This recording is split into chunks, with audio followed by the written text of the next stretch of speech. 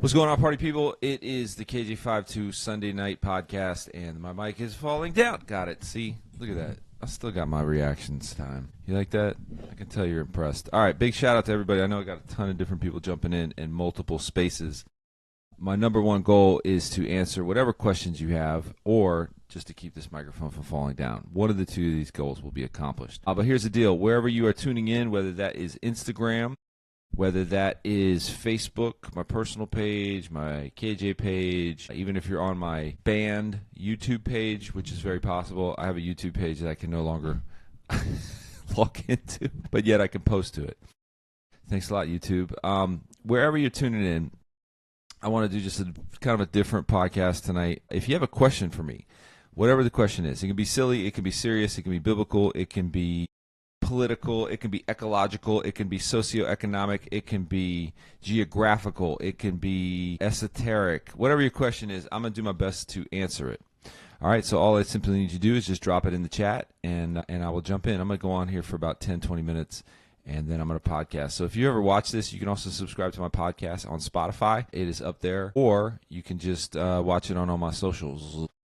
So shout out to everybody tuning in. Hope you guys are having a wonderful night. I've had an incredible weekend. Actually, this weekend has been just one of those times where I'm glad I do what I do, which is something as simple as just spending time with my kids, and also got a chance to shoot up to Tampa to see my son with my wife. And today actually was a crazy day. I'm going to be honest with you. Today was just sort of a crazy day. For those that don't know, I am on staff at a church, and we are a very fast-growing church. From when I went on staff till now, the church has grown by at least 800 people, maybe 900 people. So that's crazy, right? And with that growth, it affects a lot of things, but in my case, it affects what I do. I am overall a volunteers, but I'm also a pastor on staff. So today was just one of those days where you're like, God, you have me exactly where you want me to be. And I'll leave it at that. So anyway, I'm going to jump over here to Instagram because you guys always jump in right away and you start hitting me with questions right away. So I want to send a big shout out to everybody on Instagram. Kiwi Morris, how you doing, brother? Barry Whosoever.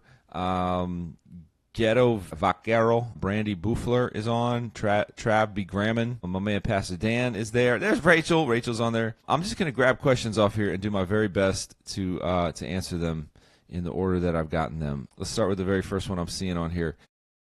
That's more of a statement. Tanner Gamble says, good evening. What was it like writing the song Your Breath Stank? You guys pull these songs up from easily 21 years ago. It's good to know that the deep ones really have endured. The Breath Stank song is from my album called, it's pronounced 5-2, and it was like a hidden track, sort of like a goofy song. I'll be honest with you, I think I wrote that song in about 2 seconds. That was about how deep that song went. What was it like writing? It was not like writing anything. I just wrote it. It was just what was on my head. I like to poke fun at things that I think are funny, and sometimes, man, I have people just trying to give me like a really deep thing, and I can't get past the halitosis, your holy tosis. Your holy halitosis. That's why I wrote that song. I'm going to jump over to Facebook and look real quick. What do you think about Ruslan? You guys would kill a track together. And Ashley says, are you going to go on tour? Tristan, I've known Ruslan for a long time. I think I met him, man, maybe back in 07, 08, I could be. I think I jumped on his podcast or his YouTube channel way back when he first started. Track-wise, of course. Of course I'd be down. He's the homie.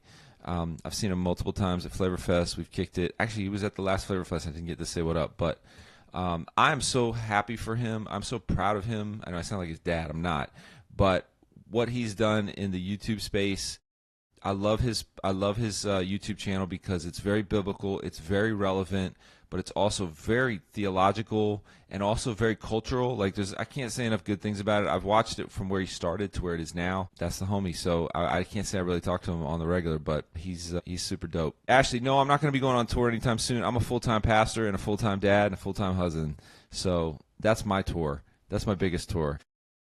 Jeremy says, is the podcast on Spotify? Yes, it is, Jeremy. It's just KJ52 Podcast.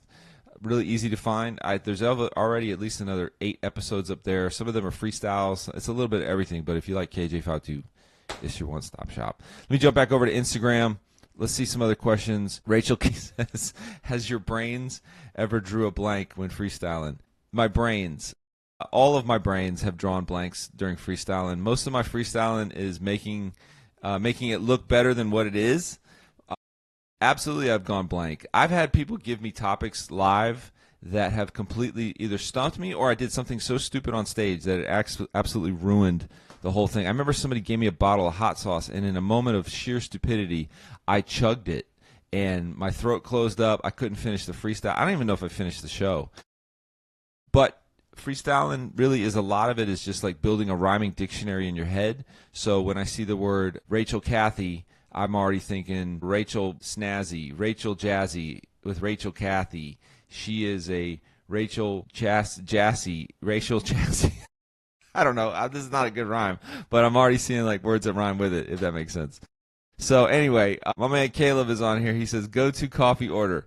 Man, I'm so boring, bro, and you know this already. I am black. Just throw a cup around that bean juice. Just chuck a cup around the bean juice and keep it moving, because that's just like a requirement once you're over 40, is that you got to be dad style. Just strictly dad style with your cups. Just black and strong, like my hip hop, black and strong. That's how I take it. Man, Disciple Aaron says, what's the longest you've taken writing a song, and which one was it? The longest I ever took to write a song, not crazy long, but I feel like I've worked on a song probably over a couple months. That's usually a bad sign. I'll be honest with you. Like if it's taken me several months to write a song, either it's going to be incredible or it's like, dude, you should have quit while you were ahead. Most of my best songs, or I should say the songs that resonated the most, are stuff I wrote like in one sitting, pretty much. Yeah. Let me jump back over to Facebook. Let me get some more Facebook questions on here. And no, you guys, Facebook are nice and quiet today. All right, back to Instagrams. The Instagrams says, Toda House says, is the MacBook Air built-in mic good enough for recording rap songs? No, it's not good enough, because you're going to pick up all the rest of the room when you record on there. I mean, if that's all you got, that's all you got. Rock with it. If you can build enough quiet room and enough quiet space, do it. But you're not going to get the same quality of even if you just use like a little mic like this. This is like about $100 mic that I just handheld when I'm freestyling. It's still going to be better than just talking into the laptop. But I say all this, and somebody out here right now is probably recording into their like iPhone, and it's going to be like the next hit. So what do I know? I know nothing. I'm old, decrepit. I'm like creeping up on 50. Why am I even messing with this rap stuff anymore? I don't know. But I can't leave rapper alone. The game needs me. All right. Yeah, next thing here. I got a question off Facebook. What is something you wish you would have known at the beginning of your career in music? Oh, man. You got like 17 hours? There is several things I wish I would have known, but I would wish I would have known that. I think I kind of did know that. To build to a future, I think I did know that. I would have had an email list and a text message list from the beginning. That's what I would have done. Build an email list and a text message. And that's such a corny thing to say, but like I wish I would have started earlier with collecting all the data, because if you add up all the people I've been in front of for 25 years, that you're talking probably millions. You know what I mean? Like even if I had a fraction of those emails and phone numbers, like that would have been way smarter than what I did. So don't rely on social media. That's for sure. Not that there was it when I started. But another question off of Instagram I got here. E-Bone Hip Hop says, what do you miss about battle rap? Not much. There's not much I miss about it, because usually it was me in some dirty stank club, up till 2 in the morning battling like 3 people, and there's like 5 people in the crowd. I don't miss any of that. I don't miss walking out smelling like a cigarette. I don't miss my lungs like reeking. But I think I do miss the competitive. I miss the competitive camaraderie, if that makes sense. Like a lot of the guys that I battled, not that there was a lot, but the ones that I did, I really actually formed some really kind of tight hominess to them. Like it was like, this dude isn't the enemy, man. Like he's another guy just trying to be a great MC. So I do miss that. I do miss the competition. But battle rap back then is infinitely different than what battle rap is now. Like it's not even night and day. But I am Kevin Moore says, what advice would you give an up and coming artist that wants to gain traction? An up and coming artist that wants to gain traction, I would say this. And again, my frame of reference is probably infinitely different than what is the norm now. I would probably say start small, like draw a circle around yourself. You know what I'm saying? Like look at people that you're in your immediate circle and focus on them. As I like to say sometimes, don't try to eat the elephant, like nibble on his toes. Like start small and then just look at it like rings. You're trying to build rings around yourself. Start small. Start in your family. Start in your church. Start in your neighborhood. Start in your town. And then try to go bigger. Start in the next town over. Try to reach your state. You know what I mean? Like look at it that way, like it's a marathon, not a sprint. That means songwriting. That means live performance. That means open mics. That means just get out there and hustle, man. I think that's probably one of the best ways to do it. So, yeah. So let me get another couple questions off here off Facebook. First album I heard from you is Jonah, and He Won't Fail Me is very good. First album I heard from you was Jonah, and He Won't Fail Me is very good. Wow. So that's not even that long ago. That's like 2017, 2016, 2018. I guess that's 6 years ago. It's kind of long. No, it's 7 years ago. Thank you. That's actually Jonah. The Jonah album is probably one of my favorite albums I ever did. Jeff said, who would you like to collab with in the future? Man, the Great White Whale for me to collab with, which I probably at this point realize is never going to happen, would be Toby Mac. I think that's one guy that I've always admired, someone who I've always kind of, ships in the night passing and stuff like that. And we've never done a track. I mean, technically we did, but not in the sense of like a KJ song, just because he's been around for like he's just the epitome of longevity and consistency and talent. So that would be definitely one I would love to collab with. One more question on here from Jeremy. Says, when you write a song, did sometimes you got a collective rappers that help you do songs? When I write songs, do I got a collective rappers that help you do songs? It depends on what you mean. You mean from a production standpoint? Absolutely. From a lyric standpoint, not really, but every once in a while. I will say, though, when I work with Marty from Social Club, that it's very collaborative on the lyrics and on the music. The only guy that I've ever had write for me, and I'll just put him out there, the only guy that ever had write a song for me or write a couple songs or a couple verses for me is a guy by the name of Alcott, Alcott, Alcott, I'm sorry. Super dope MC, super underrated, doesn't get the credit he does, but his pen game is ridiculous, and he can write double time stuff, really fast stuff, but write it very dense. And so when I was really kind of stuck on a couple tracks, he's somebody that I reached out to, and he did the trick. But by and large, no. What I write is what I write. It's what I'm feeling the Lord leading me to. And I've always kind of carried that banner on some purist hip-hop stuff. But as I've gotten older, I've now realized the power of collaboration, too. So it's a little bit of everything. But got a question from Greg. My man Greg, me and Greg go back easily to 1987. 1987, I go back with Greg. That's a long time. This is my man Greg Pigs, a.k.a. Pigs Wickstrom. He says the best Mountain Dew version. There's no good versions of that song. All those songs are dumb. Best Mountain Dew version to drink, I think, is whatever one that you like, because there's no way to kill yourself quicker than drinking Mountain Dew. You can also use it as flame retardant.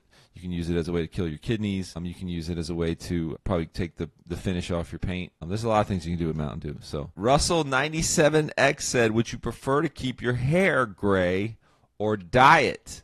Wow, okay. That is a great question. So I'm going to be honest with you guys. I have been dyeing my hair probably since I was 32.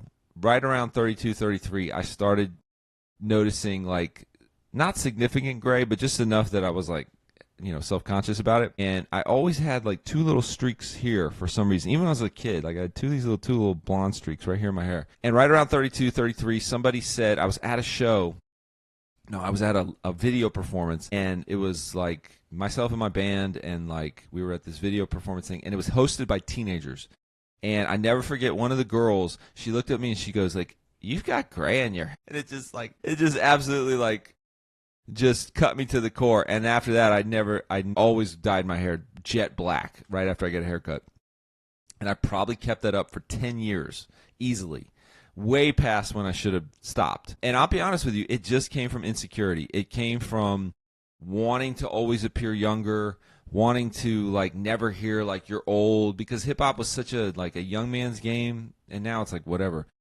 It was right around when I was getting off the road and going on staff at the church that I'm now on staff with, which was back in around 2019, 2020, that I was like, enough is enough. Like, it's time to be my authentic self, and I just stopped dyeing it. And obviously I got plenty. 5 years on staff at a church has really grayed me.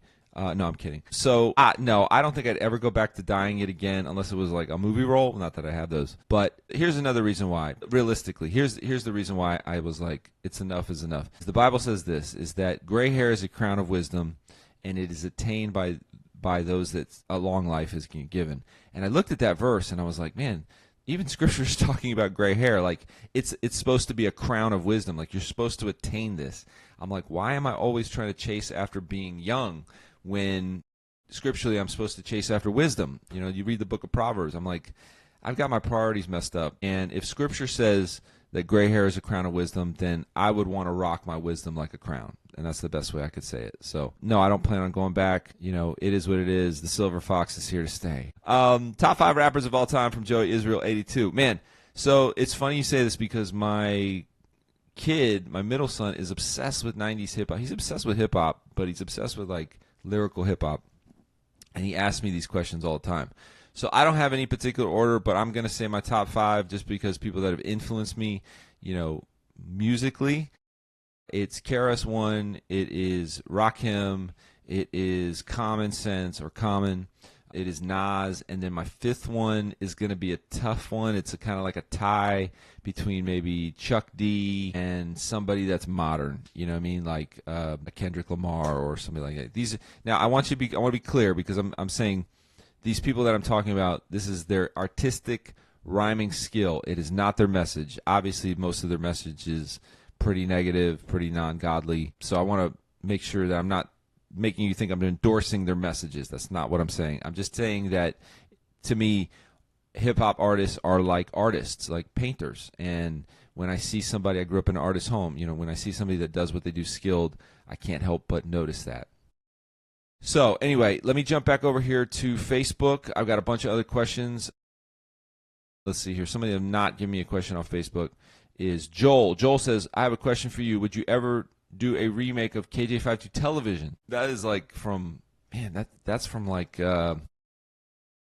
15 years ago? No, I don't think I'd remake any of those songs. Those songs are, you know, a time capsule of that time. I'm going to grab maybe 3 more questions off Instagram and Facebook, and then I'm going to literally put my kids to bed. So, sorry, y'all. Some things are higher priorities. Let me get somebody that has not asked a question yet on here. I'm going to jump down here to the bottom. Joel Guerrero says, what's your favorite song, beat-wise, that you wrote? My favorite song, beat-wise. Okay, beat-wise. Man, you guys have good questions tonight. My favorite song, beat-wise. Man. Favorite song, beat-wise. I'm going to say this one only because I produced it, which is kind of egocentric. I don't know if it's my favorite, but it's definitely one I love. It's a song called Island of the Misfit Toys.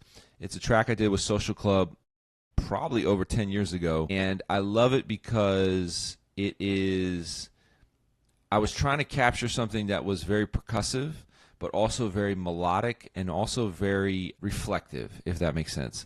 And I think I captured all that musically, and I produced it. So, like, I was super proud of that. Like, I was super proud that what the track sounds like. I still perform that song live all these years later, and it still sounds good. That was definitely one of my favorite songs, beat-wise, that I wrote. But, yeah. Let me grab one more here off of Facebook. Elias says, how many albums do you have now? It's funny you say that because I'm actually contemplating. I'm curious. Actually, please do me a huge favor. If you are listening to this, drop a comment below. I am contemplating putting out a box set of everything I've ever done. Reason being is because over here, my voice just cracked like I'm in puberty. Over here to the, you can't even see it. Maybe I can turn it. I'm going to turn my camera. Down here at the bottom, there is a flyer. This flyer right here is from the first show. I don't want to say it's the first show I ever did because it's not the first show I ever did, but it's the first show I ever flew out to.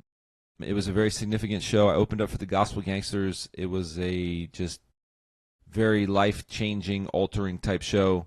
I kind of look at that show as the first show that launched my career, if that makes sense.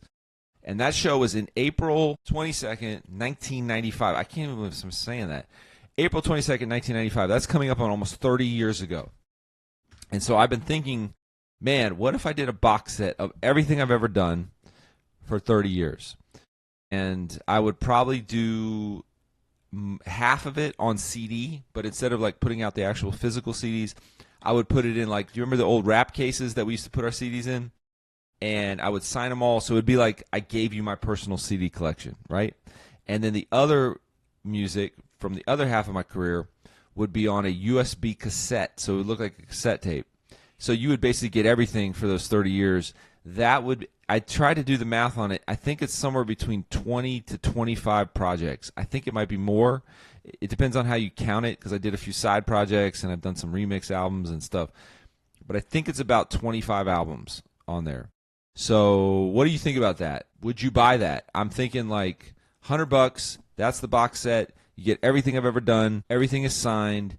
It's very unique. The packaging is unique. What do you think? Would you get that? I'm thinking about dropping that April 22nd. It would be strictly on my website. You can't get it anywhere else. That's what it would be. It would be a box set. That's not in a box. I don't know if that would say that, but anyway, I think it would be something really unique. Let me grab one more question. It's going to be off of Instagram.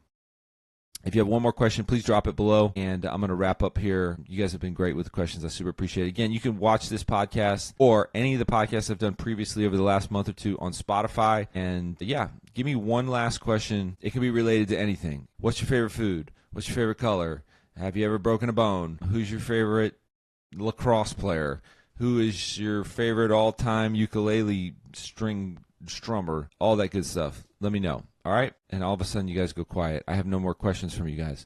Rachel says, would you make any more videos like Stuck in the 80s, I'm KJ52, or the ones with the puppet people? My kids love those. We love your new stuff, too. That's funny because I was checking out of Sam's today, and the checkout lady was like, why don't you make no videos no more?